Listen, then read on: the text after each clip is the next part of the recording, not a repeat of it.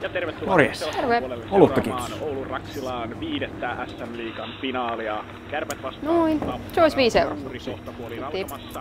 Aloitusviisikot ovat juuri Hei, sitä on vähän vajaa. Joo, mutta se on kato semmoista välillä. Mun pitää velottaa se kuitenkin kokonaan. No.